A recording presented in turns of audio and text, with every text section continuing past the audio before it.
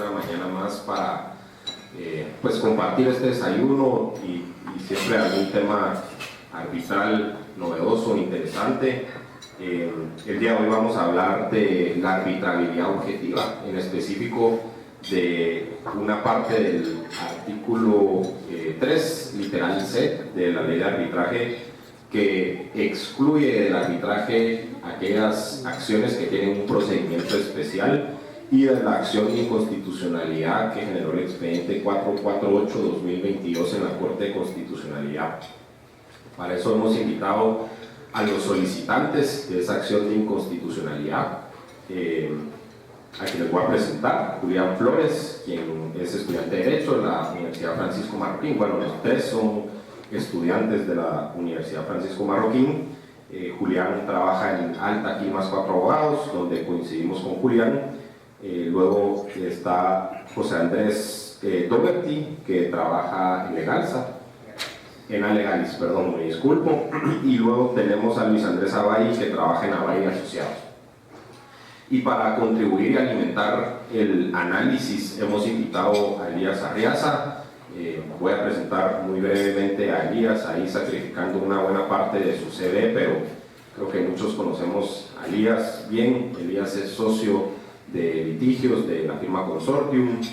Elías ha impartido cátedras en las diferentes universidades del país en las áreas relacionadas al litigio y derecho procesal, incluyendo la Universidad Rafael Alvíbar, la Universidad del Istmo, la Universidad Francisco Marroquín. Elías es fundador del Instituto Guatemalteco de Derecho Procesal, ha sido presidente del instituto y es miembro, y pues en general tiene una trayectoria muy amplia en el litigio arbitral, en el litigio procesal y también en el litigio constitucional, por lo cual nos pareció un perfil muy propicio para esta discusión y para contribuir un poquito al análisis. Muchas gracias a los cuatro por su tiempo en nombre de CRESIG. Bueno, mi nombre es Ignacio Gracioso, aprovecho también a presentarme. Yo soy presidente de CRESIG y voy a moderar la discusión de hoy. Bueno, el tema que vamos a hablar realmente es un tema central en el arbitraje guatemalteco, específicamente diría yo. Algunos consideramos que este fragmento del que vamos a hablar, del artículo 3 de la ley de arbitraje, es probablemente el talón de Aquiles de nuestra ley de arbitraje, junto con el artículo 43 de la ley de arbitraje, que permite a las salas modificar el laudo y no se limita a confirmarlo o anularlo, ¿verdad? Que esas son quizás las dos desviaciones más polémicas de la ley modelo que vemos en nuestra ley arbitral y que pueden llegar a considerarse más problemáticas, y que son, digamos, temas que algunos consideramos que podrían implicar relativamente una modificación, un arreglo fácil o un quick win, como dicen en inglés, porque básicamente suprimiendo o expulsando del ordenamiento jurídico, si fuera vía de acción de inconstitucionalidad, pocas palabras, se robustecería mucho la ley arbitral, ¿verdad? Se afianzaría mucho el derecho arbitral guatemalteco.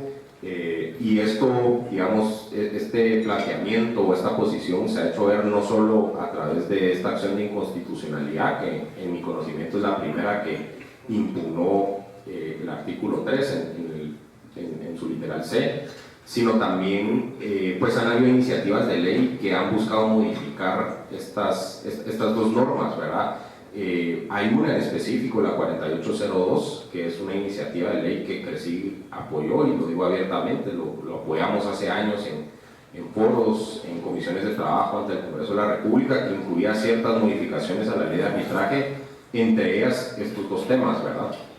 Que por supuesto nos parecían interesantes e importantes, y por eso es que cuando supimos de esta acción de inconstitucionalidad y nos la compartieron hace fue cerca de la fecha de planteamiento, no recuerdo si fue antes o después, pero más o menos hace unos 18 meses, nos pareció muy interesante por dos razones. Primero, por los argumentos que ya vamos a discutir en un momento, van a ver que son argumentos que tienen mucho mérito y hay unos argumentos muy creativos.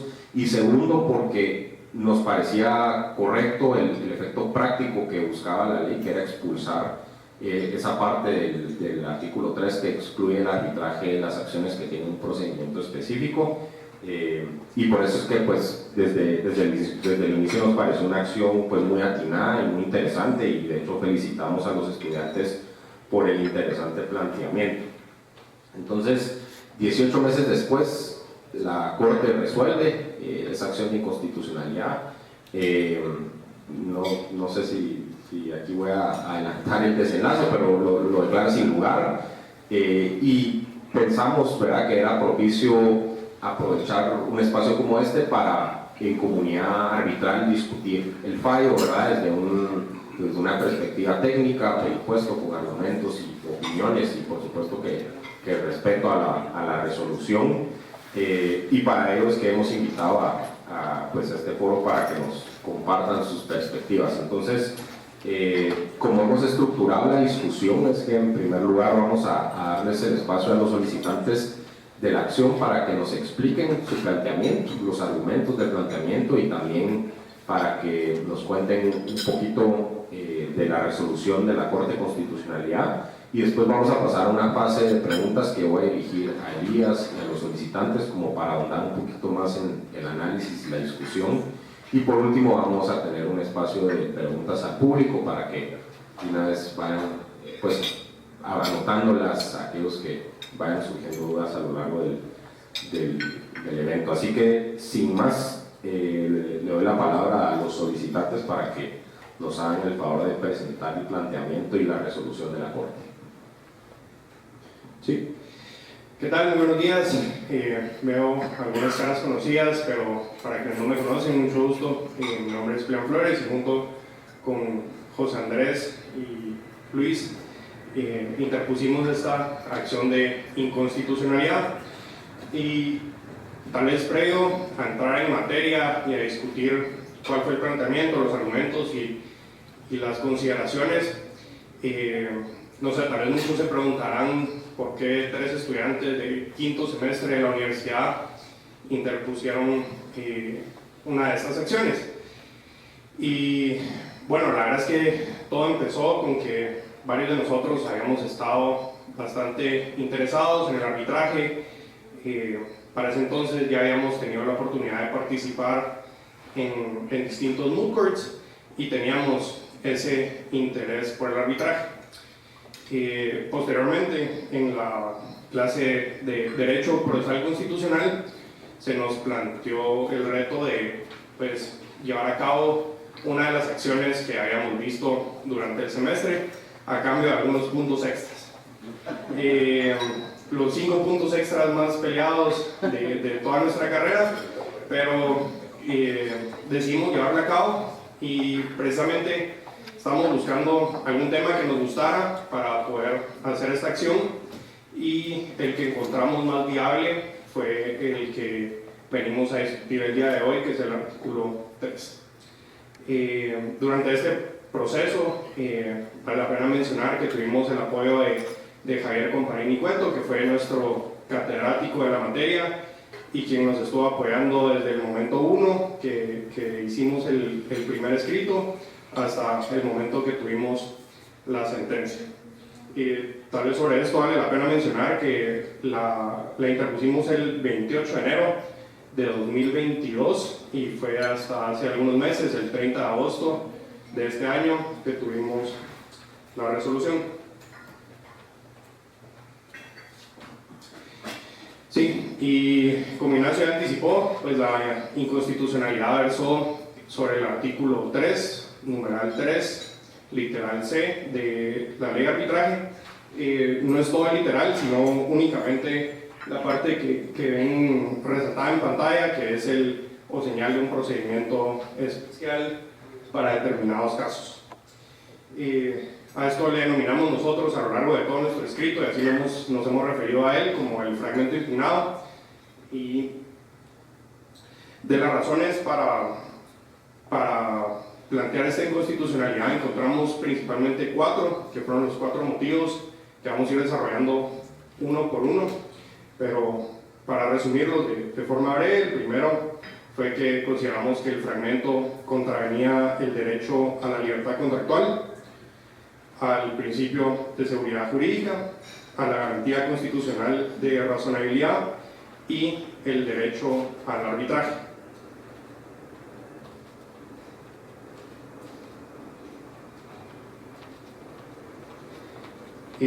Ahora entrando ahora sí en materia en cuanto al primero de los argumentos, que es la contravención al derecho a la libertad contractual. Pues como sabrán, la Constitución expresamente no reconoce este derecho. Sin embargo, también lo que fue parte de nuestro análisis es que este derecho se encuentra implícito en los artículos 43 y 44, siendo el 43 el que reconoce la libertad de industria, comercio y trabajo. Pues sabemos que la libertad contractual es uno de los elementos fundamentales para que se pueda desarrollar la industria, el comercio y el trabajo, por lo que consideramos que este derecho podría estar reconocido en este mismo artículo. Y ese fue parte del planteamiento que hicimos a la Corte. Y sobre la libertad contractual centramos tres argumentos principales. El primero de ellos es que este fragmento impugnado no persigue una limitación por motivos sociales o interés nacional. El propio artículo 43 señala que cualquier limitación a la libertad de comercio, industria o trabajo debe perseguir motivos sociales o interés nacional. Al analizar esto, nos dimos cuenta que realmente lo que limita el fragmento impugnado son materias en las que son eminentemente intereses privados los que se están discutiendo. Y así lo reflejamos, señalamos, por ejemplo, los temas del juicio oral o del juicio sumario que están regulados en el Código Procesal Civil y Mercantil, que se ven limitados por este fragmento, y expusimos cómo estos son intereses eminentemente privados. Ahora bien, supletoriamente a este argumento, también consideramos que esta frase limitaba el núcleo esencial del derecho a la libertad contractual. Lamentablemente nuestra Corte, creo que al día de hoy incluso, no ha desarrollado cómo determinar el núcleo esencial de un derecho, y mucho menos ha determinado cuál es el núcleo esencial de la libertad contractual, por lo que nos dimos la tarea de realizar esta argumentación y determinar, en primer lugar, cuál era el núcleo esencial de este derecho. Y de forma muy breve consideramos que el núcleo esencial de la libertad contractual era esta facultad de los individuos en una relación privada de poder determinar cómo, cuándo y con quién contratar. Y incluso viendo el arbitraje, la cláusula arbitral como un contrato en sí mismo, veíamos que este fragmento lo limitaba de gran manera. Incluso parte de nuestra argumentación era que a través de esta frase la arbitrabilidad se convertía en una excepción y no en una regla, como sucede en muchos ordenamientos jurídicos alrededor del mundo que han adoptado la ley modelo de arbitraje. Y supletoriamente a este argumento, en caso la Corte no llegara a considerar que se afectaba el núcleo esencial, sí considerábamos que había una limitación desproporcionada a la libertad contractual, y desarrollamos el test de proporcionalidad en el que analizábamos la idoneidad, la necesidad y la proporcionalidad de estricto sensu de la medida, y veíamos cómo había medidas alternas, por ejemplo, el definir que es un procedimiento especial, que creo que esto cobra especial relevancia en el planteamiento, porque si bien es cierto que lo que estábamos buscando era que la norma fuera expulsada del ordenamiento jurídico, dijimos, bueno, plan B, que la Corte lo defina y dé una definición restrictiva y en favor del arbitraje, que como veremos más adelante se cumplió parcialmente este objetivo, podríamos decirlo. Y bueno, al ver que no cumplía con el test de proporcionalidad, también la norma debía ser declarada inconstitucional. Y ahora, bueno, ¿qué fue lo que consideró la Corte? La Corte hizo dos breves consideraciones sobre este punto. Lejos de hacer un análisis sobre cada uno de estos argumentos, decidió de alguna forma juntar los tres y en primer lugar decir que la argumentación realizada eran meras apreciaciones subjetivas y que no existía como tal esta verificación normativa o contravención, y que de igual forma el hecho de que no se pudiera hacer valer una cláusula arbitral o pactarla no era una limitación a la libertad contractual. Y eso fue lo que consideró brevemente la Corte sobre este punto. Ahora le dejo el micrófono a Luis para continuar.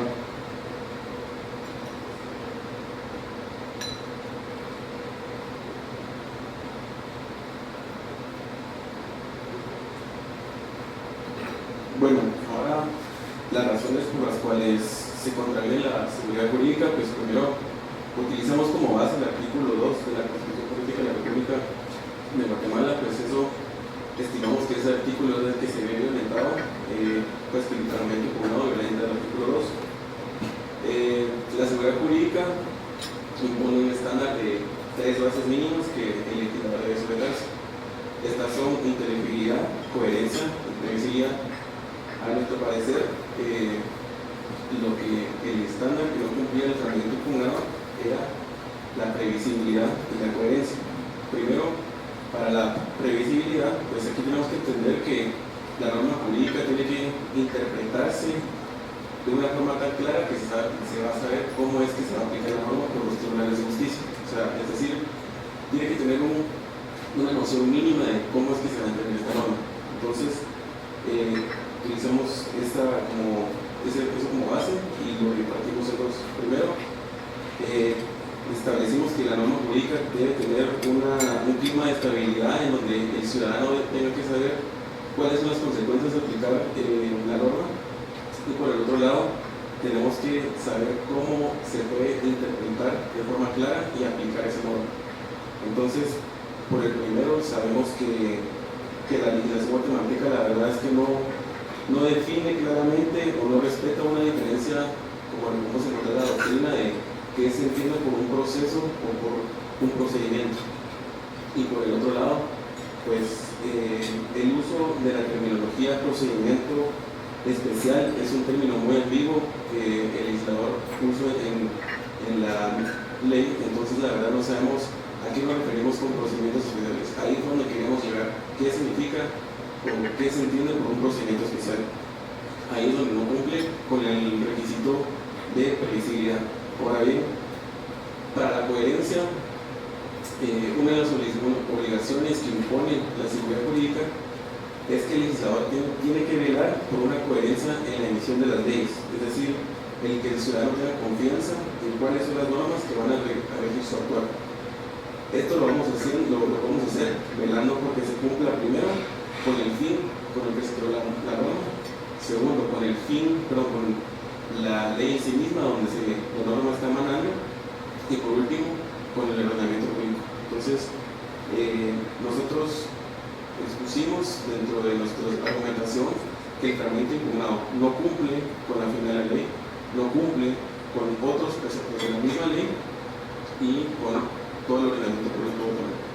Eso es básicamente una forma breve que fue lo que nosotros expusimos en cuanto a ahora bien, ¿qué consideró la Corte?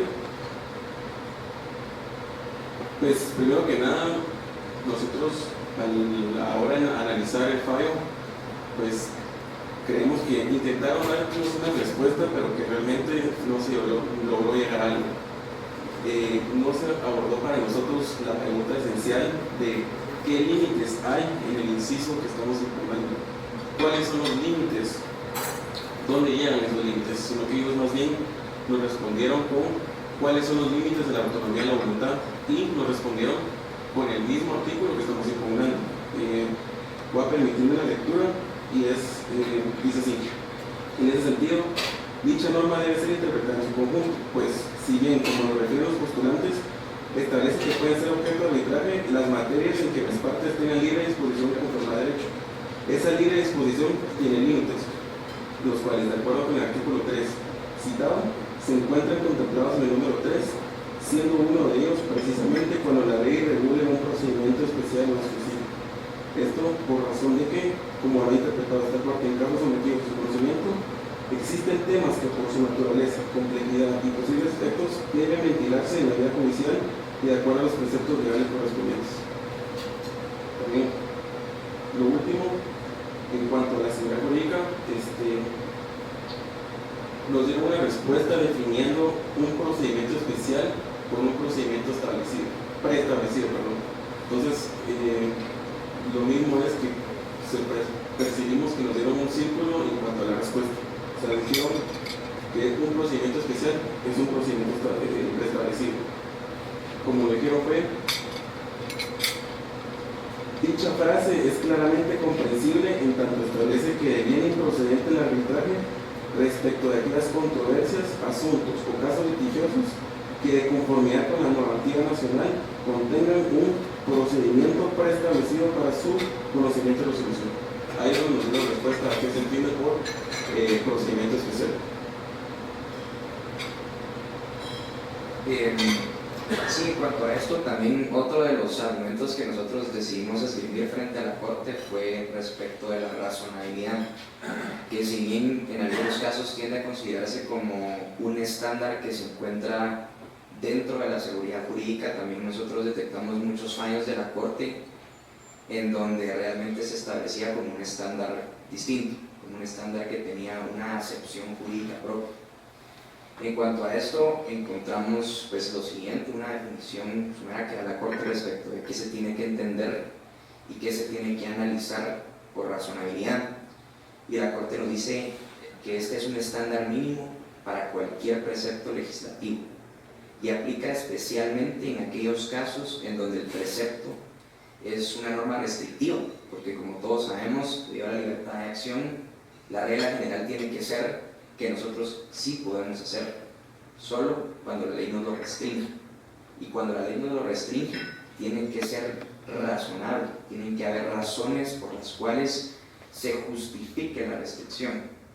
¿Verdad? Que esto se une un poco con lo que han mencionado mis compañeros, en el sentido de que tiene que existir ya sea un fin constitucionalmente legítimo, se tiene que reflejar con la coherencia de las normas respecto de donde se encuentran, pues, por ejemplo este artículo, ya sea tanto la ley de arbitraje como las distintas excepciones que se han hecho con la emisión de distintas leyes como el Código Procesal Civil y Mercantil. Luego la Corte lo que nos dice es que una norma deja de ser razonable cuando se hace referencia a resultados absurdos, irrazonables o prohibidos, ¿verdad? Y nosotros decidimos dotar esto dándole un significado distinto para poder restringir un poco más el estándar, diciendo que básicamente es irrazonable cuando tiene resultados contraproducentes o insignificantes, es decir, que realmente no tiene un efecto práctico la norma. En cuanto a esto, la forma en que lo adoptamos es también pues, viéndolo más o menos con cuál es la finalidad que se busca alcanzar con la distinta emisión de leyes desde el punto de vista del ordenamiento jurídico guatemalteco como tal, como la ley de arbitraje. Y aquí nos enfocamos especialmente en dos normas que son el Código Procesal Civil y Mercantil y la ley de arbitraje. ¿Qué es lo que nos dice el Código Procesal Civil y Mercantil en su exposición de motivos? Ustedes, como saben, una de las grandes reformas fue, por ejemplo, cuando se hace la introducción del juicio oral y el juicio sumario. Entonces nosotros revisamos qué es lo que se perseguía con la introducción de estos juicios, por qué se decide adoptar al ordenamiento jurídico y para hacernos todos el trabajo un poco más difícil en ver qué tenemos que plantear en qué cuestión. Y al final de cuentas los dos tienen una finalidad bastante parecida, es que tanto el juicio oral como el juicio sumario se introducen porque el legislador considera que hay ciertas cuestiones, ciertos objetos que tienen que poder resolverse de forma más rápida y más efectiva. Entonces, después nosotros podemos ver que con esta norma llegamos al resultado que precisamente esas materias que en teoría debían resolverse de forma más rápida y más efectiva a través de estos juicios alternativos al ordinario, son precisamente las que se encuentran pues, excluidas de poderse dirimir mediante arbitraje. cuando la propia Corte ha reconocido, como por ejemplo en el expediente 387 y en 2010, que el arbitraje, como todos ustedes saben y creo que todos estarán de acuerdo conmigo, es un proceso muchísimo más rápido que cualquier proceso que se lleve frente a la justicia ordinaria, mucho más rápido, incluso que juicios orales. Entonces lo que nosotros le decimos a la Corte es, señores magistrados, si ustedes lo que están buscando, lo que ustedes saben que el legislador estaba buscando con el juicio sumario y con el juicio oral era celeridad y efectividad, ¿cuál es realmente la razón para excluir estas materias de un proceso que por medio de evolución ha sabido probarse como un proceso todavía más rápido, como un proceso todavía más efectivo? Entonces, buscando eso, consideramos que el efecto es contraproducente y consecuentemente violenta la razonabilidad del ordenamiento jurídico y de la propia ley de arbitraje, porque estos mismos motivos se vuelven a mencionar tanto en la exposición de motivos como en los considerandos de la ley de arbitraje. Dos principales: descongestionar el organismo judicial. Si no nos dejan ir a arbitraje, pues vamos a seguir congestionados y encontramos fenómenos como la mora judicial y pues, el tema de la celeridad, pero la norma no nos permite que la ley alcance sus objetivos de forma tan tajante como se hubiera querido. Y después también hacerle ver a la Corte que al final de cuentas la arbitrariedad debería ser la regla. Nosotros deberíamos poder asumir que casi siempre cuando se trate de asuntos donde nosotros tengamos libre disposición podamos pactar arbitraje para dirimir nuestras controversias, y al final la norma lo que hace es darle la vuelta y convertir la posibilidad de ir a arbitraje en una excepción.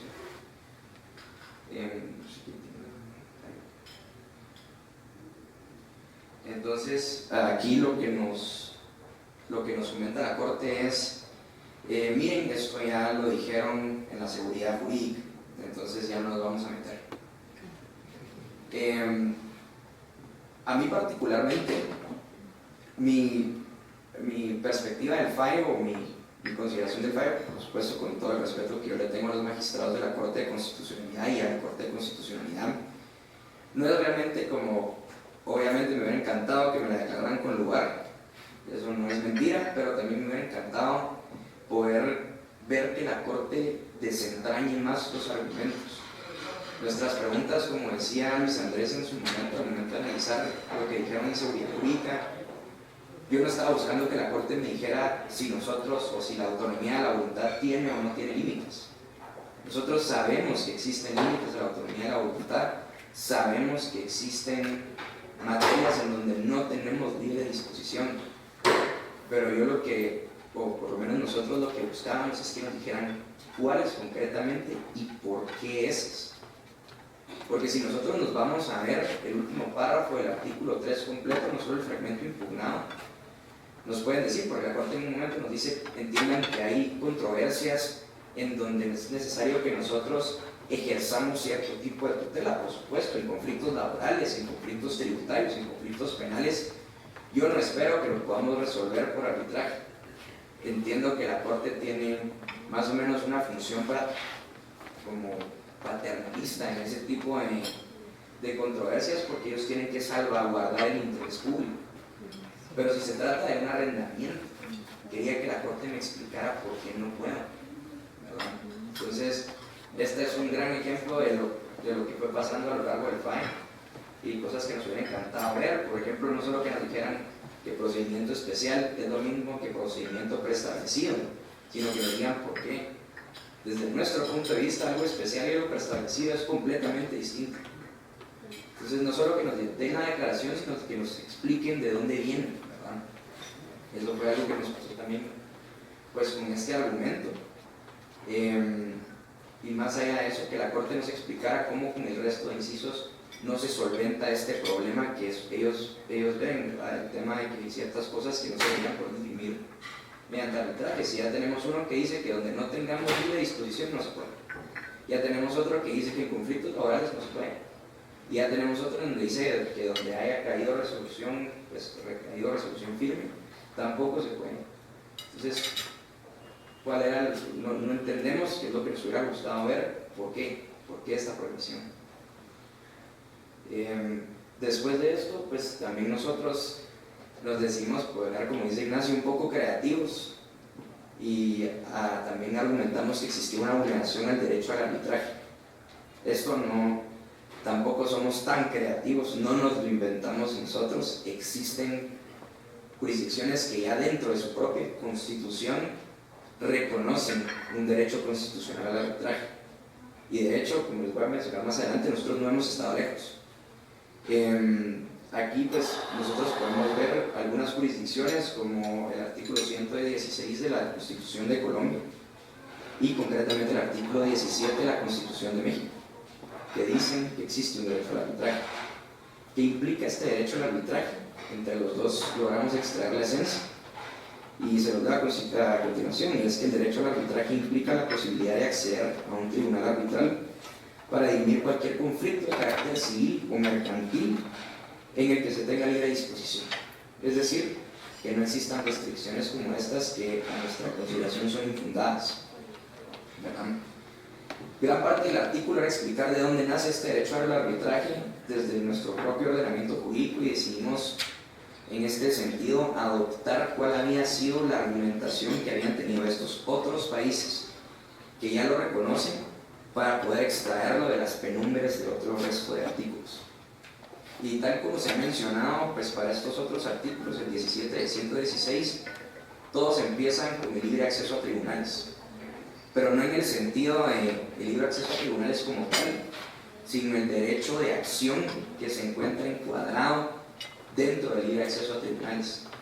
Ese derecho que yo tengo de acudir y accionar para hacer valer un derecho, ¿verdad?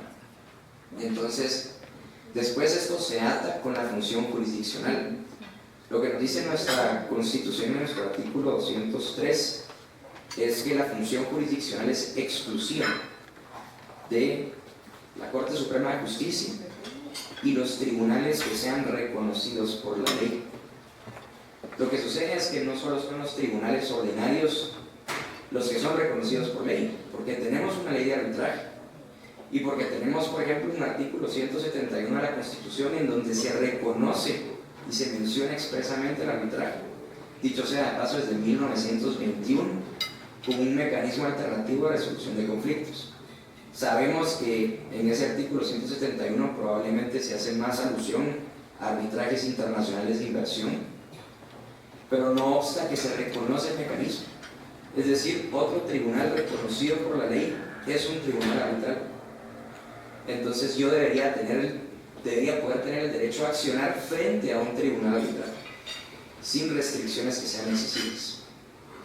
Y lo anterior pues nos conlleva a este derecho de arbitraje, que dicho sea de paso, en el expediente 387-2010, la Corte ya hace un reconocimiento que el arbitraje es un derecho irrenunciable. Entonces no estábamos tan lejos, dijimos nosotros probemos, y de ahí sale este planteamiento pues con este argumento. En cuanto a esto, lo que nos menciona la Corte al final fue, sí, nos hablan sobre el artículo 29 de libre acceso a tribunales, nos hablan del artículo 171 y del 203, pero no hacen parificación normativa, no nos dicen por qué se violentan estos argumentos. Pero si uno realmente ve el escrito y ve el planteamiento, nosotros no argumentamos una vulneración a estos preceptos. Lo que estábamos haciendo con estos preceptos era explicar de dónde viene el derecho al arbitraje. La parificación normativa se hace con el derecho al arbitraje, no con el libre acceso a tribunales. Entonces ahí podemos ver otro momento en donde nosotros sentimos que la Corte nos agarra por la tangente y nos contesta la pregunta. Nosotros no estábamos diciendo que se vulneraran directamente estos artículos, sino fueron nuestra base para darle origen a este derecho de arbitraje, que es la misma base que se ha utilizado en México, Colombia y otros países que lo reconocen. Ese fue nuestro último planteamiento, y entonces nos quedamos ahora con cuáles fueron nuestras consideraciones finales del fallo.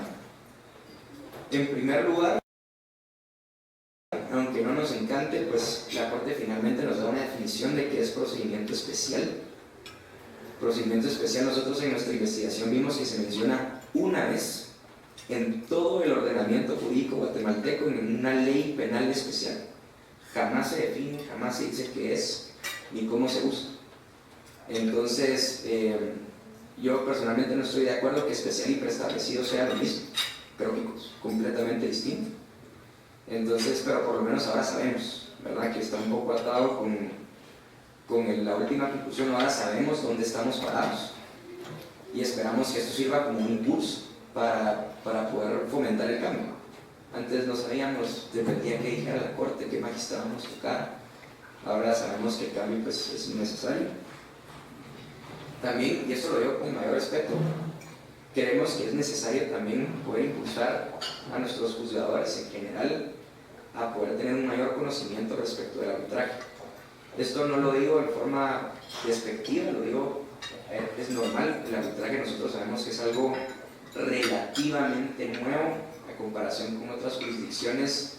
Para nosotros en Guatemala creo que es un gremio bastante reducido quienes realmente se han tomado el tiempo de estudiar el arbitraje, porque creemos realmente que si se hubiera tenido tal vez un conocimiento más sustantivo al respecto, tal vez la corte hubiera tenido la oportunidad de desentrañar un poco más los argumentos, de saber respecto de los aspectos sustantivos del arbitraje.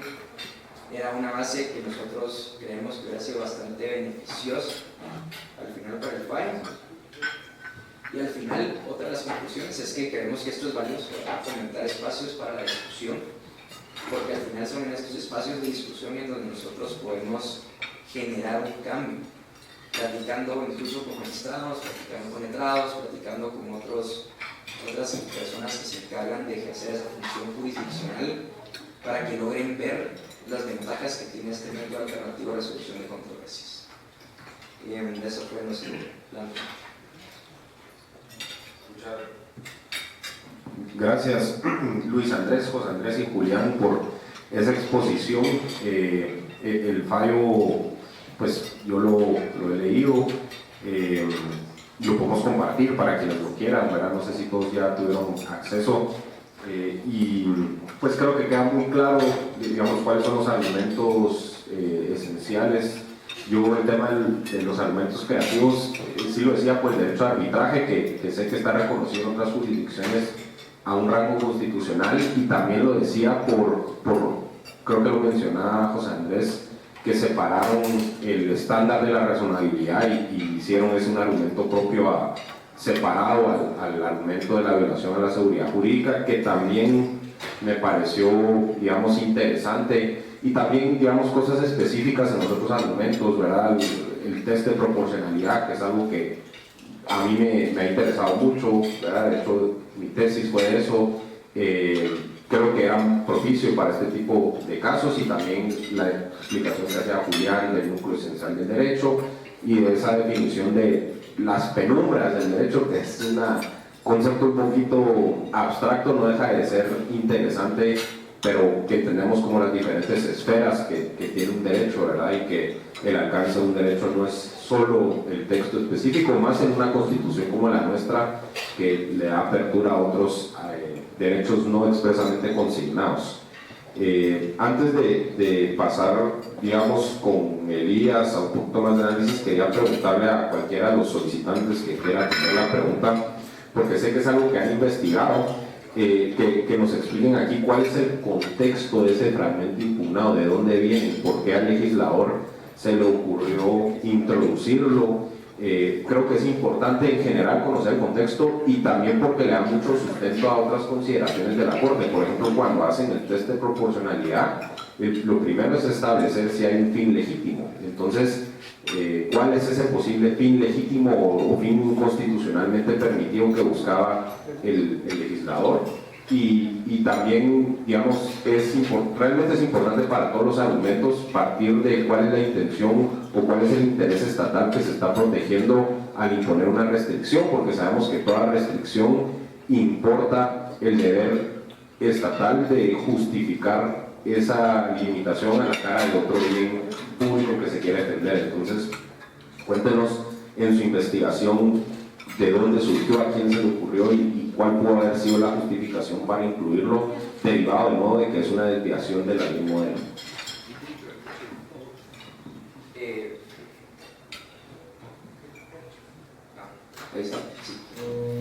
Sí, de hecho eso fue algo de lo primerito que nos llamó bastante la atención, porque la duda de por qué, porque esta es genuina, ¿verdad? Nosotros investigamos, hicimos una solicitud de acceso a la información pública con el Congreso y solicitamos los diarios de sesiones donde mayoritariamente se discutió nuestra ley de arbitraje actual. Si uno ve la exposición de motivos, ¿cuál es el contexto? Lo que se menciona principalmente es que se sabe que el derecho cambia, se sabe que poco a poco se van innovando tanto en procesos como en legislación, encontrando mecanismos más efectivos para dirimir conflictos como arbitraje. Y el mensaje de la exposición en gran parte es no nos queremos quedar atrás. Entonces queremos emitir esta ley, queremos descongestionar el organismo judicial y queremos que ciertas controversias puedan ser más celeras. Otra de los grandes planteamientos era queremos que se permita un uso continuo y efectivo del arbitraje, creo que literalmente dice ese apartado. Entonces ahí empieza la discusión respecto de la ley de arbitraje, y específicamente si uno mira, como lo mencionabas, la ley modelo no establecía ese tercer párrafo. La ley modelo en su inicio, y como estaba en el proyecto de ley, solo decía cuando se prohíbe expresamente, ¿verdad? Cuando se discutió la ley, y uno lo puede ver en el diario de sesiones, específicamente creo que fue el 27 de septiembre, se decide hacer una comisión que no era comisión, estaba integrada por tres diputados del momento, y ellos son los que dicen, miren, nos gustaría darle una revisión un poco más precavida a la ley y modificar ciertos aspectos. El recurso de revisión ya estaba, incluso la facultad que tiene el órgano jurisdiccional de modificar el audio, que es algo que a mí me llamó la atención que estuviera desde el principio, pero esto sí no estaba. Y entonces se incluye este tercer párrafo, todos sus incisos. Y es el 28 de septiembre de 1995 en donde se lleva nuevamente el proyecto con las modificaciones. Aparece este tercer párrafo y lo que explica el diputado que presidía esa comisión ad hoc era que lo que él busca con el tercer párrafo, eso se dice expresamente, esta página 86-87 de ese diario de sesiones, pues lo quieren ver, es que queremos dejar claro que todas las prohibiciones tienen que ser expresas. Sabemos que el arbitraje o la cláusula arbitral es un contrato autónomo, un contrato en sí mismo, y queremos que pueda celebrarse siempre y cuando sea una prohibición expresa, es lo que se dice. Entonces, realmente cuando uno incluso ve la declaración que se hace sobre el párrafo del propio diputado que lo propone y los efectos que ha tenido, y utilizar un lenguaje como procedimiento especial, genuinamente vemos también esa falta de coherencia que al final se ha generado desde un punto de vista práctico con el arbitraje. Cuando nosotros vimos esta declaración, de verdad nos llamó todavía más la atención. Dijimos, pero entonces, ¿por qué?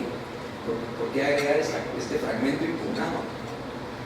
Y contactamos al diputado que había propuesto el fragmento y tuvimos una entrevista con él. Y la respuesta, para serles bien honesto, fue: nunca me imaginé que esto fuera a pasar. No sabía que esto estaba pasando. No sabía que este fragmento se estaba utilizando de la forma que se está utilizando. Mi intención era completamente otra. Entonces, a nosotros todavía nos llamó más la atención, lo usamos como un argumento dentro de nuestro escrito, por supuesto, sin menoscabar. Sabemos que la intención de este diputado no era menoscabar el arbitraje, pero al final adquirió un efecto práctico, no era ni el que él esperaba, nos lo dijo cara a cara. Entonces, más o menos ese es el contexto de la norma. Nunca se explica qué fin constitucionalmente legítimo se perseguía. Y por eso también nos hubiera encantado que la Corte nos lo dijera si iban a mantener la distinción. Claro, sí. Interesante el contexto, ¿verdad? Para saber, confirmar un poco que es un artículo que se coló un poquito como gol de chiripazo, como decimos por ahí, o un autogol, mejor dicho. Y tiene tantos efectos prácticos. Y por ahí va mi pregunta ahora sí para Elías. ¿cuáles son las consecuencias prácticas serias de ese fragmento impugnado? ¿Cuáles son las vías tan nocivas o cuáles son los efectos tan nocivos o cuáles son esas vías que potencialmente sí se deberían poder pactar o diligenciar en arbitraje, en el que las partes sí tienen libre disposición, pero que quedan excluidas por el fragmento impugnado? ¿Y cuáles son las consecuencias al litigio, digamos, a la práctica del litigio y también en general un poco más allá de la economía del país, ¿verdad? ¿Cuáles son esas implicaciones? Gracias, buenos días para todos. Primero, gracias a Gracie por la invitación. Es un honor poder compartir este espacio con ustedes para discutir un tema que creo que a todos nos apasiona, como es el arbitraje. Segundo, la verdad, felicitar a los intervenientes. Ya solo con el planteamiento ya tenía mi admiración, pero escuchándolos toda la investigación que hicieron para presentar ese planteamiento, la verdad es admirable el tiempo que se tomaron para hacer ese planteamiento. Y luego tal vez la idea de los comentarios que voy a compartir a continuación es poner sobre la mesa algunos temas para que podamos discutir. Ojalá que cuando lleguemos a esa etapa de preguntas y comentarios haya muchos para que los podamos discutir, porque es lo que va creciendo nuestro aprendizaje. ¿Cuál es la interpretación que le deberíamos dar a esta literal C de la cual hemos estado platicando? Creo que podemos distinguir entre dos interpretaciones, una restrictiva a la luz del arbitraje y una menos restrictiva. Por supuesto, yo comparto la segunda. Una restrictiva, que es por la que pareciera que se inclina la Corte de Constitucionalidad, implicaría que todos los asuntos que no se tramiten en juicio ordinario de conformidad con el artículo 96 del Código Procesal Civil y Mercantil no son arbitrables. Es decir, solo esos juicios ordinarios podrían ser objeto de un arbitraje.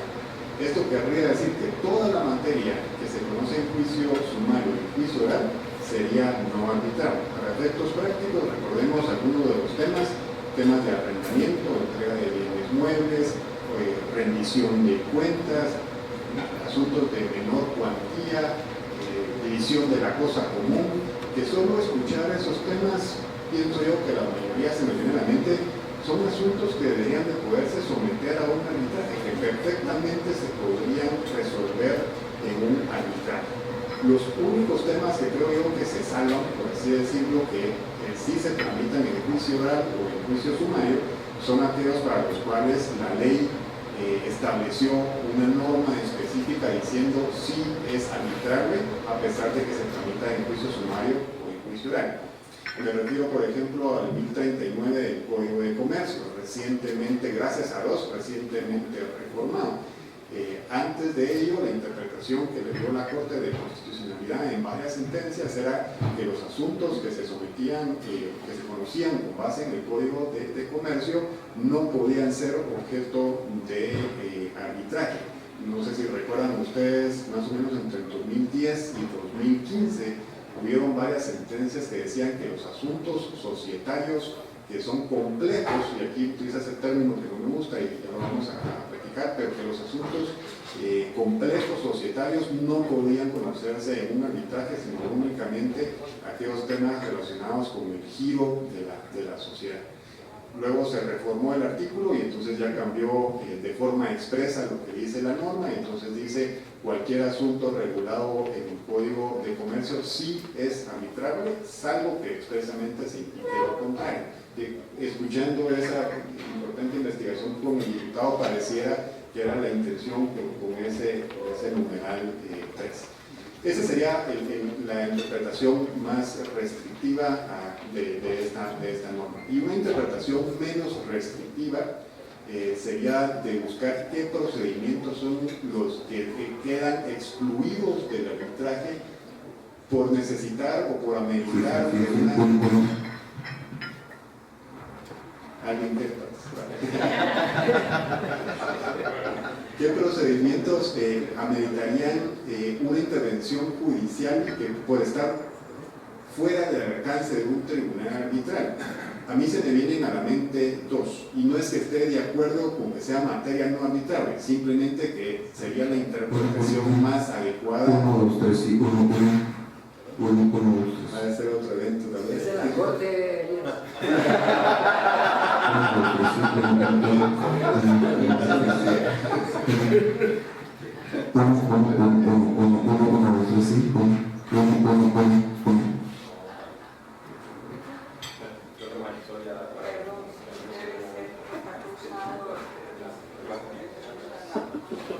Les decía, entonces se me vienen a la mente dos procedimientos. Uno es el lanzamiento regulado en el juicio de arrendamiento, un juicio sumario, y el otro es la detención de la obra en la obra peligrosa regulado en el Código Procesal Civil Mercantil. Esos dos procedimientos donde se requiere de una intervención judicial posiblemente serían los que podríamos interpretar dentro de esa norma. Ese debería ser la interpretación menos restrictiva a la luz del arbitraje que en mi consideración se debería de dar a esa norma. Y aquí me detengo para hacer dos comentarios, uno sobre el juicio de arrendamiento y otro sobre los juicios ejecutivos.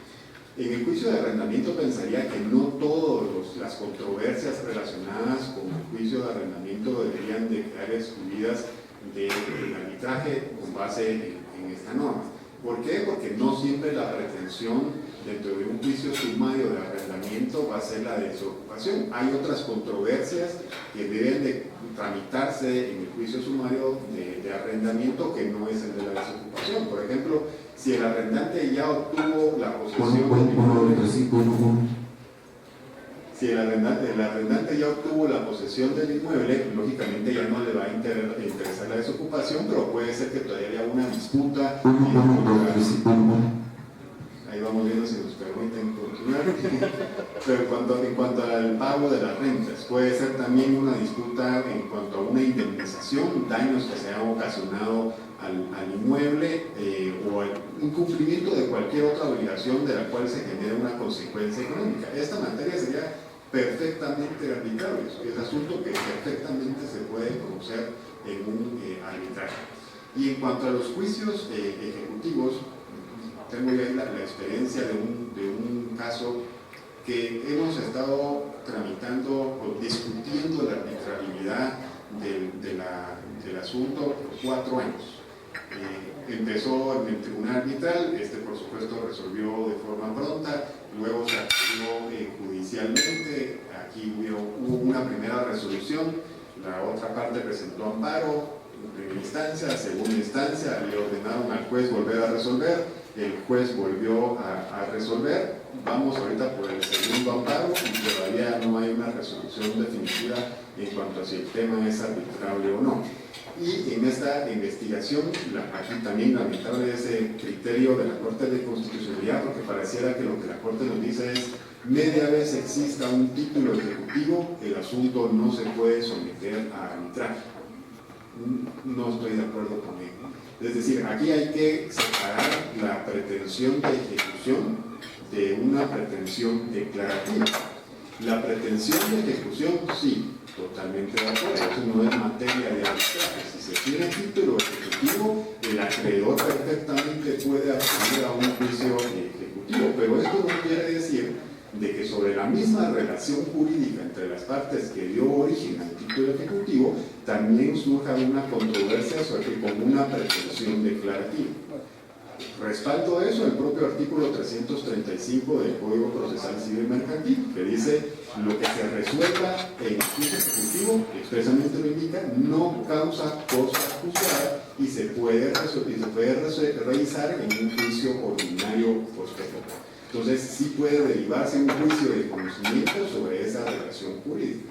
Y algunas normas específicas también, la Ley de Garantía Mobiliaria nos dice las disputas que se relacionan con las garantías, las partes expresamente lo indican, lo pueden someter a arbitraje. La ley de aseguramiento, y muchas de estas sentencias de la Corte de Constitucionalidad se derivan de disputas de pólizas de seguros o de pólizas de fianzas que contienen una cláusula arbitral. La ley de la actividad aseguradora también expresamente indica que las disputas que surjan entre asegurador y asegurado pueden someterse a arbitraje. Entonces, el que exista un título ejecutivo no implica inmediatamente de que no puede haber un arbitraje. Entonces, resumiendo, a mi criterio, Ignacio y todos, ¿verdad? Mi interpretación debería de ser favorable el arbitraje, y únicamente en esos casos en los que sí se requiere de una intervención judicial, aunque no esté de acuerdo la norma, pero se le vamos a interpretar, deberían ser los que queden excluidos del arbitraje. Gracias, Elías. Interesante, digamos, esa consideración de no por ser una materia de reglamento necesariamente todas las pretensiones son iguales, ¿verdad? Lo mismo pasa con los títulos ejecutivos, las relaciones que se van del contrato de seguro y las pólizas. Yo tal vez quería hacer énfasis en los arrendamientos, que últimamente en la práctica me ha tocado ver arrendamientos sumamente complejos, unas rentas increíblemente altas.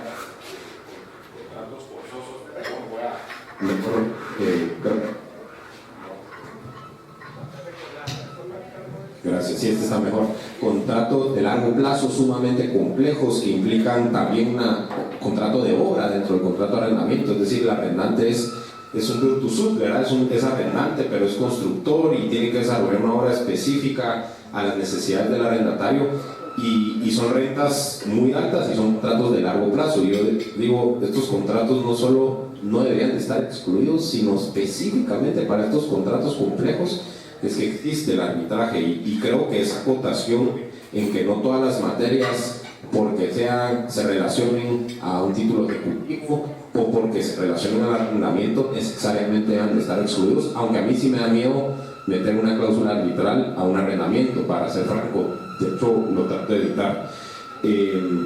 La siguiente pregunta, tal vez para Elías, es que nos compartas un poco, Elías, tus apreciaciones del fallo, ¿verdad? Esta es tal vez la pregunta como medular, puede ser un tema controversial en el que hay diferentes perspectivas, pero ¿qué cosas valiosas podemos extraer del fallo? ¿En qué áreas pudo haber habido un poquito mayor de fundamentación? O incluso, ¿en qué áreas te parece que la Corte erró, ¿verdad?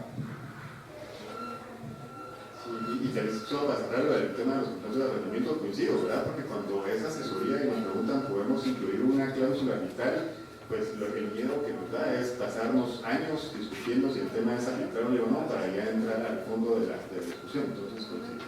En cuanto a la sentencia de la Corte de Constitucionalidad, me gustó uno de los comentarios que hicieron los intervinientes en cuanto a que hay sentencias con las que podemos no estar en acuerdo, o sea, estamos en desacuerdo con lo que nos ha dicho un tribunal, no solo la Corte de Constitucionalidad, sino en general, pero es una sentencia, perdón, una expresión bien planchada, es decir, bien motivada, no hay duda, hay claridad en cuál fue la motivación y lo explica de forma suficiente. Entonces, aunque no estemos en acuerdo, la Corte o el tribunal resolvió el asunto. Respecto a esta sentencia, mi opinión es que fue a la periferia, no respondió el tema central. Y creo que lo mencionaron, es decir, si habla sobre procedimientos especiales, que son los que están excluidos del arbitraje, ¿cuáles son esos procedimientos? Y todavía, si se dan cuenta, todavía lo seguimos discutiendo, ¿cuál es la interpretación que se le debería dar? Era la oportunidad para que la Corte lo desarrollara de forma adecuada, y no simplemente con decir que eran procedimientos ya establecidos, porque es dar vueltas al mismo asunto. Entonces, algunos comentarios de los razonamientos que hizo la Corte, creo lamentablemente más desaciertos que aciertos. El primero menciona en cuanto a que justifica la existencia de la norma por la naturaleza, la complejidad o los efectos que puedan tener ciertos asuntos que se deben o no se meter al arbitraje. Veamos cada uno de esos parámetros que nos da la Corte. La naturaleza. En cuanto al parámetro en sí, estoy de acuerdo. O sea, hay asuntos que por su naturaleza no se pueden someter al arbitraje. Pero estos supuestos no son a los que se refiere esa literal C. La literal C tiene un contenido adjetivo que habla sobre procedimientos especiales. Los asuntos que por su naturaleza no pueden ser arbitrables están relacionados con el derecho subjetivo, pero esto está regulado en otros apartados de ese artículo 3 de la ley de arbitraje, y recordando aquellos asuntos que no son objeto de transacción expresamente establecidos en el Código Civil, derechos irrenunciables, por ejemplo, alimentos, cuestión de orden público, etc. ¿verdad? Pero entonces no nos responde, aunque estoy de acuerdo con esa consideración, no responde el planteamiento. El segundo, la complejidad. Como les comentaba, este es el que menos me gusta, creo que no es un parámetro objetivo, no es un parámetro jurídico del cual se pueda establecer si un asunto debe ser o no sometido a un arbitraje.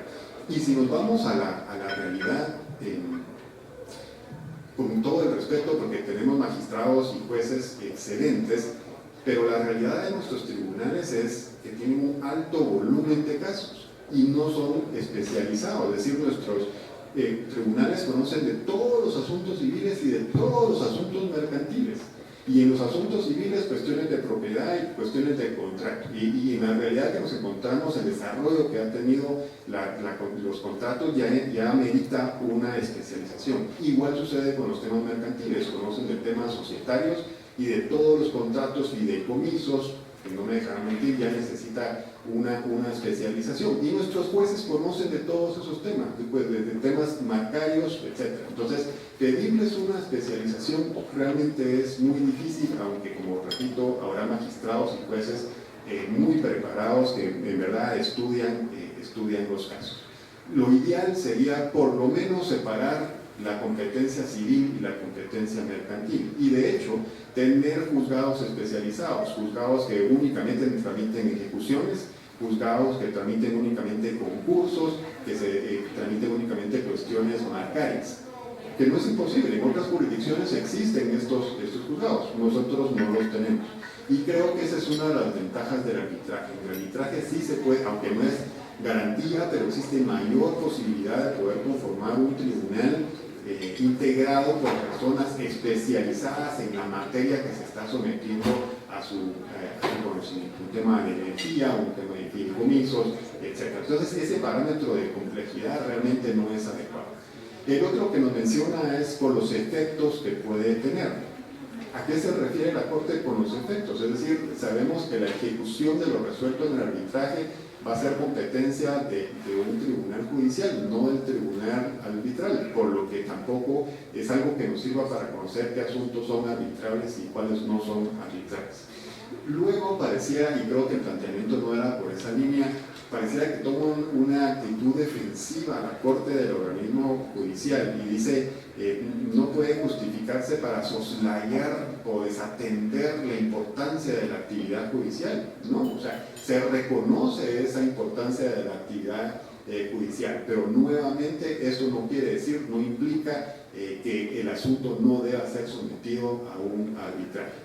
Y luego, creo a mi consideración muy peligroso, pero lo bueno es que únicamente lo menciona, creo yo, no con mayor desarrollo, utiliza algunos argumentos tales como el juez natural o el libre acceso a los tribunales, que pareciera que estamos retrocediendo en la discusión, ¿verdad? Porque pareciera que incluso está cuestionando el arbitraje en sí, o sea, todo el arbitraje, cuando esa es una discusión que ya hemos superado durante años, pero como repito, no lo desarrolla, no lo logra desarrollar. Entonces, a mí lo que me hubiera gustado es que se respondiera la pregunta central, que diera claridad. ¿Cuáles son los asuntos que deben de entenderse, que tienen una tramitación especial? Esos creo que podrían ser mis comentarios sobre la sentencia. Muchas gracias, Elías, muy claro y muy fino el análisis. Voy a pasar ahora a dirigirle uno de los solicitantes, a quien la quiera agarrar. Digamos, creo que ya han dado una buena perspectiva de sus consideraciones del fallo, que creo que van en línea con muchos de los comentarios de Elías. Lo que yo les preguntaría es, yo sé que cuando uno litiga, a veces plantea 4 o 5 argumentos, pero tiene un hijo predilecto, ¿verdad? Entonces, si pudieran escoger un solo argumento, ¿cuál creen que era su silver bullet, ¿verdad? Su argumento que por sí mismo era suficiente y que creen que yo tengo un candidato, pero voy a dejar que ustedes lo propongan, escucharlos y vamos a ver si coincidimos.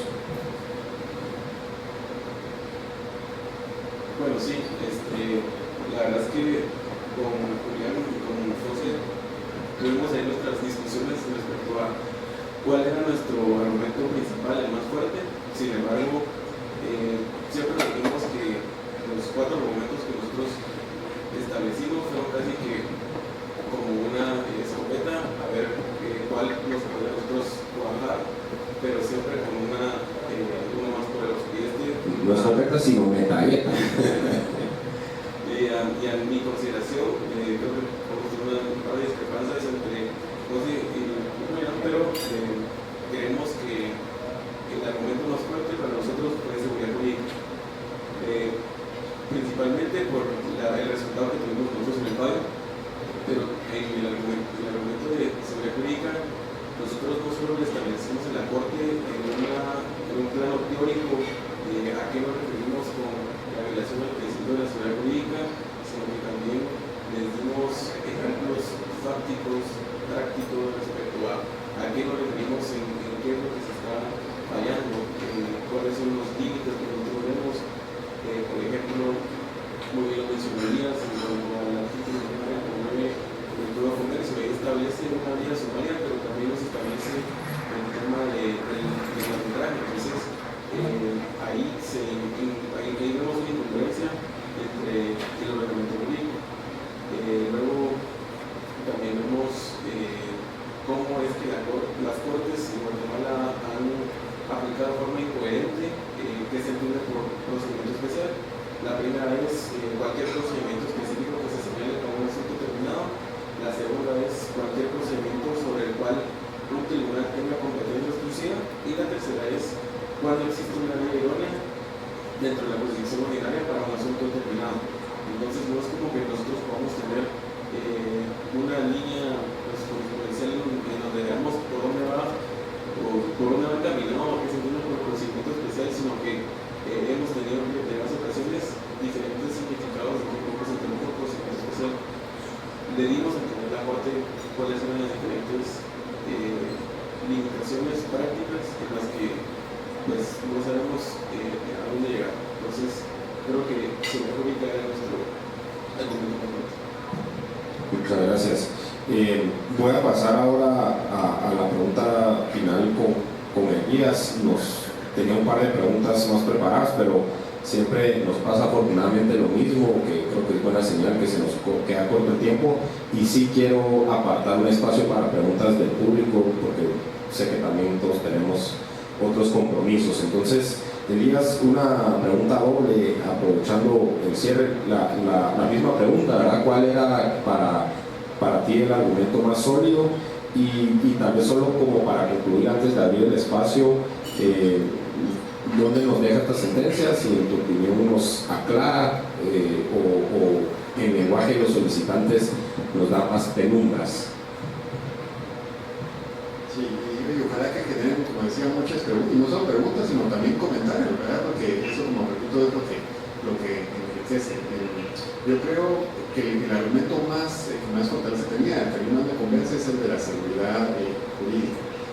Y eso es algo que nos pasa no solo con este artículo, sino con lamentablemente con varios artículos en nuestro sistema jurídico. Yo creo que realmente para garantizar el derecho de acceso a la justicia, todo nuestro ordenamiento y el sistema judicial debería de enfocarse más en la discusión del fondo de la controversia que de la procesal.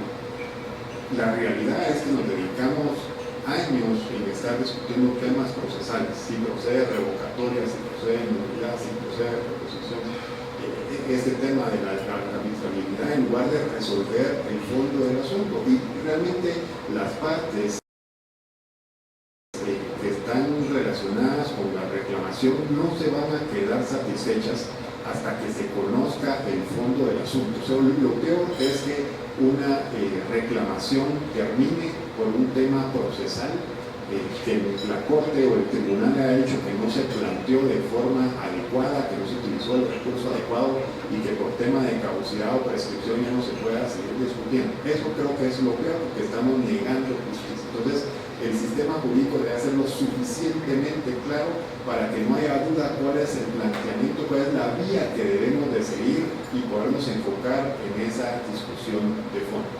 el primer paso sería la ley, ¿verdad? La ley debería ser clara, pero si no, también a través de la jurisprudencia, esas normas que no pueden regular todos los supuestos, puede dar claridad. Lo importante sería que esa jurisprudencia, primero, pues salvo que se amerite, sea una jurisprudencia uniforme, es decir, que salvo que realmente se decida cambiar cuál recurso procedía, si ya se dijo que procedía A, entonces no cambiar B simplemente porque cambiaron las personas que están resolviendo. Entonces, yo me quedo con seguridad jurídica. Creo que la norma, como está redactada, da duda, o sea, no deja entender, no permite establecer sin lugar a dudas cuáles son los procedimientos especiales que no se pueden someter a arbitrio. Muchas gracias. A mí el que más me gustaba era libertad de industria y comercio y libertad contractual, porque me parece que es muy claro que es una limitación desmedida y desproporcionada, y porque para la Corte era difícil desestimar la existencia de ese derecho, como si se podría argumentar en el derecho al arbitraje y más razonabilidad, pero o sea, por lo menos habían buenos argumentos, y creo que esa es una de las conclusiones.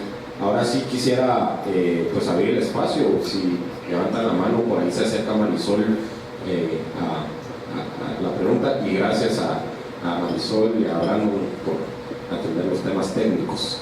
Adelante, licenciado Ceballos. Gracias, buenos días. Sí, buenos días. Buenas tardes. Muchas gracias a sí, gracias al grupo, brillante la exposición y la inquietud que nos han formulado a muchos turistas y abogados. Varias inquietudes, pero preguntas concretas a los estudiantes y a los días. En 2039 vino a reformar el procedimiento, pues es un sumario de arbitraje. No derogó esa norma, ese espacio de O que dice el numeral del inciso C, la inquietud, a mi juicio sí. Y, como bien escucharon ustedes, todo es arbitrable, a menos que sea de orden público, etcétera, como explicaba el. Eso es uno. Por otro, como bien decías, el orden público define todo lo que es la materia donde no se excluye, el tema de familia y otros. Sin embargo, por ejemplo, la expresión todo lo transable es arbitrable, y pensiones atrasadas que son transables, otros elementos, ¿por qué no? Para ponerlo en la mesa. Cosa juzgada. Como no ha quedado cosa juzgada, lo que ustedes plantearon, estas inquietudes pueden volver a plantearse con otra, digamos, otro enfoque, o insistir en eso que usted menciona de seguridad jurídica. Y como bien decías, Ignacio, yo me caso con eso, que es la libertad contractual. Creo que es la base, y ya 28 años de ley de arbitraje nos han demostrado que sí se puede, y los tribunales nosotros están abarrotados. Su principio es rechazar demandas y no querer conocer. Entonces, ¿por qué no nos dejan a los que queremos ejercer el arbitraje hacer? Gracias.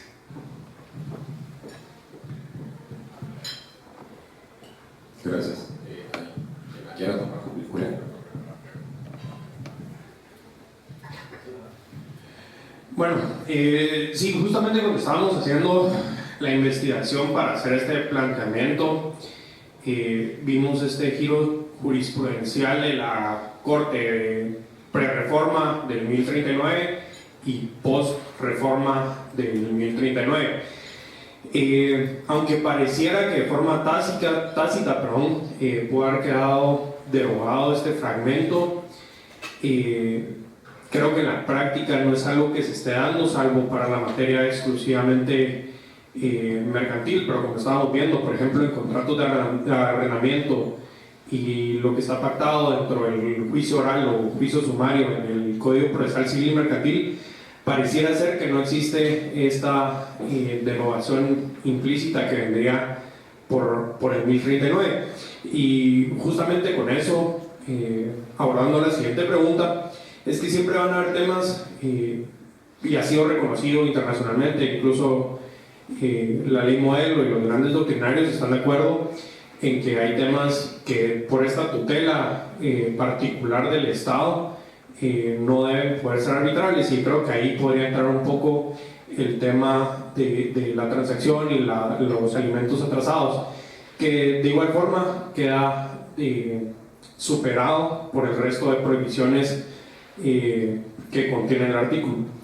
Y de forma muy breve, en cuanto a la última pregunta, precisamente no genera cosa juzgada esta interposición, y lo que buscamos también con esta clase de espacios es motivar, ya sea nuevos planteamientos o en un futuro cambio de corte, despertar el interés y que alguien más o incluso nosotros mismos lo hemos platicado, volver a intentar el planteamiento, tal vez con argumentos nuevos, argumentos distintos y tomando en consideración estos comentarios de la Corte.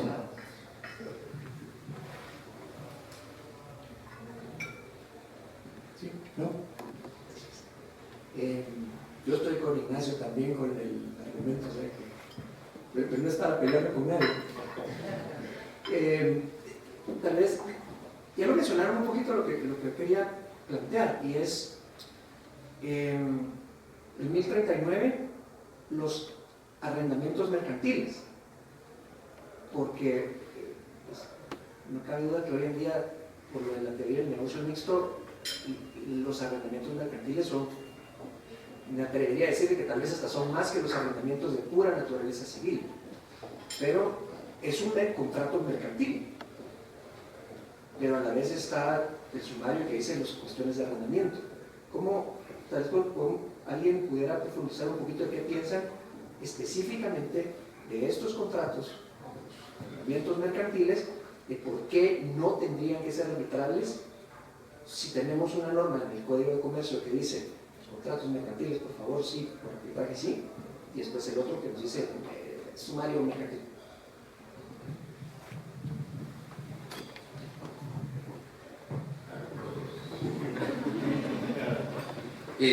Yo estoy completamente de acuerdo. O sea, la verdad es que para mí los arrendamientos mercantiles deberían poder ser completamente arbitrables, haciendo la salvedad que mencionó Elías, ¿no? Haciendo siempre, o sea, de acuerdo, por la teoría del contrato mixto, la gran mayoría de contratos mercantiles, muchos de los, por lo menos que pasan en mi escritorio, son con alguna sociedad anónima o algo por el estilo que los convierte pues en una naturaleza mercantil, sujetos a aplicación del 1039, deberían poderse llevar a cabo mediante arbitraje. Pero desde mi perspectiva, sí, siempre haciendo la salvedad de lo que mencionaba Elías, ¿verdad? Dentro de un conflicto relativo a un contrato de arrendamiento pueden existir distintas aristas y puede versar sobre distintas cosas. Entonces, si son sobre el pago de rentas atrasadas, yo no veo por qué no, ni siquiera en materia civil veo por qué no. Ahora, si ya son cosas como un desahucio o algo por el estilo, entendería por qué alguien podría llegar a argumentar que es algo que tiene que resolver un tribunal o pues la justicia ordinaria, ¿verdad? Pero completamente de acuerdo a mi partido. Creería que deberían poderse dirimir mediante este método. Coincido totalmente, y tal vez solo para abonar, muy probablemente el criterio judicial que se va a utilizar es que la norma especial es la adjetiva contenida en el Código Procesal Civil y Mercantil, pues el Código de Comercio, normas sustantivas que también contienen normas procesales, en esa en particular el 39. Pero, ¿Y la posterior? Porque el Código de Comercio es posterior al Procesal Civil y Mercantil, y específico para materia mercantil. Pues, yo sé que perdón que te interrumpa, pero... No, y totalmente de acuerdo. Y de hecho yo estoy en la posición es que se debería de poder conocer en un arbitraje. La única salvedad sería que lo que estaría renunciando la parte en el caso exista la pretensión de desocupación es que en caso de rebeldía o de no presentar la oposición no podría obtener esa orden inmediata porque ese procedimiento sí está regulado en el Código Procesal Civil y Mercantil, y tal vez pedirlo como una medida precautoria sería complicado. O sea, tendría que esperarse hasta una ejecución del laudo, que perfectamente lo considero válido, porque en la ley de arbitraje indica que lo que no está expresamente regulado en la ley de arbitraje en cuanto a la ejecución del laudo va a aplicar la ejecución de las sentencias nacionales. El tema de la posesión de los inmuebles no está regulado en la ley de arbitraje de forma expresa, pero sí en el Código Procesal Civil Mercantil en cuanto a la ejecución de las sentencias nacionales, y hay un párrafo que menciona que puede ser que de la decisión se derive la orden de entregar la posesión y establece cuál es el procedimiento que se debe de llevar a cabo. Entonces, en mi criterio sí se debería poder someter a un arbitraje. Gracias. Y solo para cerrar ahí los puntos con lo que comentaba el licenciado Asensio, o sea, y para mí, después de la modificación del 1039, todas las acciones que deriven del Código de Comercio se pueden porque la ley lo permite y es una norma posterior.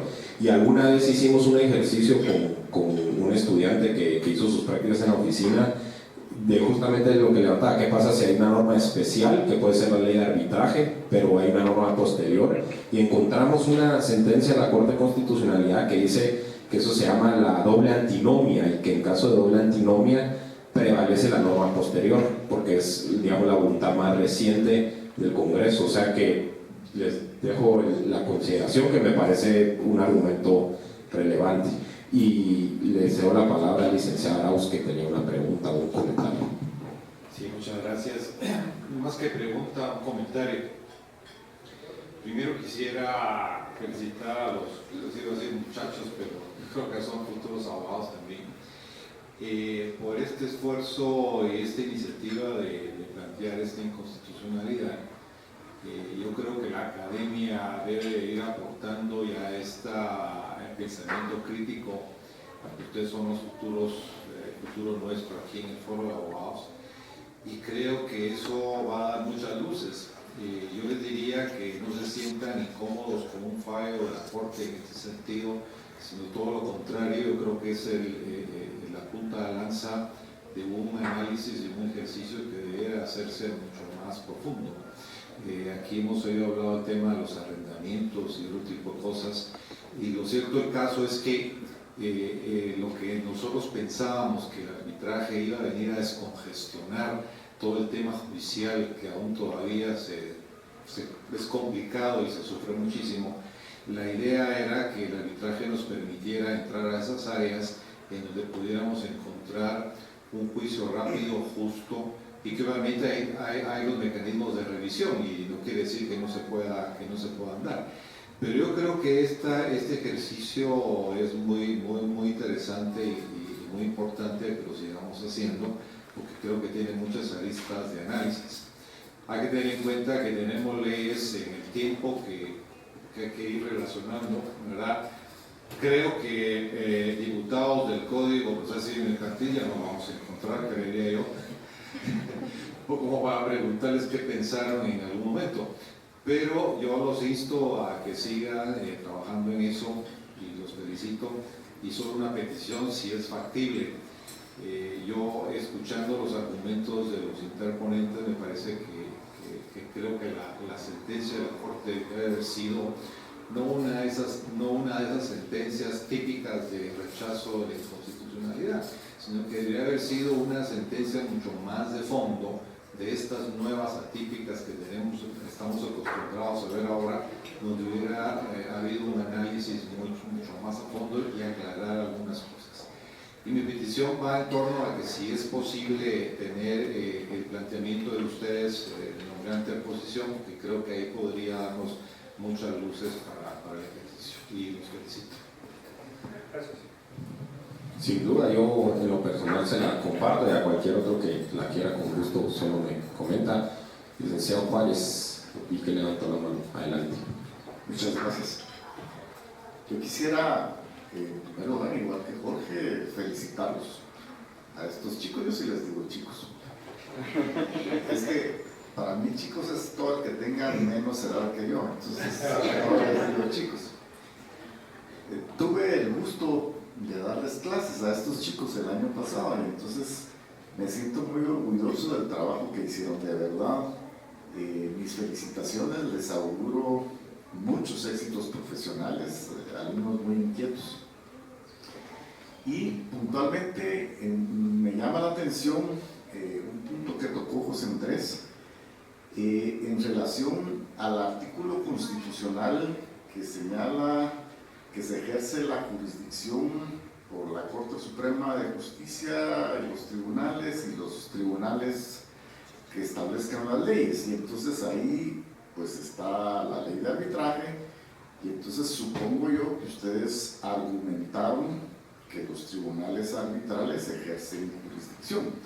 Y eso está desarrollado también en la ley del organismo judicial, mucho más desarrollado, y siempre aparece esos, los tribunales que las leyes establecen. El doctor Rafael Bernal, en su libro muy bonito sobre el arbitraje en Guatemala, justamente con base en eso, señala el carácter constitucional de la ley de arbitraje, de los tribunales arbitrales. No lo dice específicamente, pero sí se puede relacionar. Entonces la pregunta concreta es si ustedes desarrollaron ese tema, o si ustedes están de acuerdo que los tribunales arbitrales ejercen jurisdicción, y si la Corte de Constitucionalidad se pronunció con respecto a ese tema específicamente.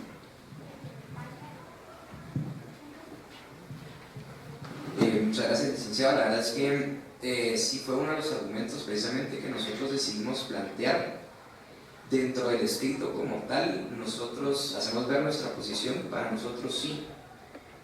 Existen discusiones dentro de cuáles son las distintas teorías de por qué un tribunal arbitral puede tener jurisdicción. Entonces está la teoría que dice que es debido a la autorización que le da el Estado de tener jurisdicción, hay otra que dice que es por autonomía de la voluntad y otra mixta. Para nosotros es mixto, pero esa parte que proviene de la autorización del Estado, para nosotros no solo es un mandato meramente legal que provenga de la ley, sino es al final de cuentas constitucional. Nosotros sí sostenemos esa posición, ¿verdad? La ley, existe una razón por la cual no solamente dijo que los tribunales pertenecientes al organismo judicial propiamente tienen la facultad exclusiva de ejercer la función jurisdiccional, sino que dice los otros que establezca la ley. Entonces, que como les mencionaba, es más o menos lo que se ha utilizado en estos países donde sí se reconoce, ahí sí expresamente, derecho al arbitraje, para poder llegar a la conclusión de que existe. Lo que pasa es que nosotros, para bien o para mal, tenemos una constitución que para muchos es fuerte y se ha preestablecido en el tiempo. Tal vez en ese momento no se consideró la necesidad de un derecho como este, un derecho constitucional como este, pero para textos un poco más recientes sí ha sucedido. Entonces es algo que nosotros esgrimimos y eso, no sé si... La pregunta es si en la sentencia de la Corte de Constitucionalidad se refirió al tema. En cuanto a eso, la Corte lo que nos dice es que no es válido nuestro planteamiento respecto al derecho al arbitraje, porque nosotros no explicamos cuál fue expresamente la violación que se hace del artículo 29, 171 y 203. Pero ahí lo que yo le respondería a la Corte es: nosotros como tal no decimos que existe una violación a esos tres artículos. Si nosotros, tal y como se establece en el escrito, lo que decimos es: de estos artículos deviene un derecho al arbitraje. Lo que se vulnera es el derecho al arbitraje como tal, pero no los artículos, pero eso no lo entran a analizar, ¿verdad? El análisis que buscábamos es un reconocimiento y después que se decretara la vulneración, pero nos agarraron por otro lado. Bueno, muchas gracias.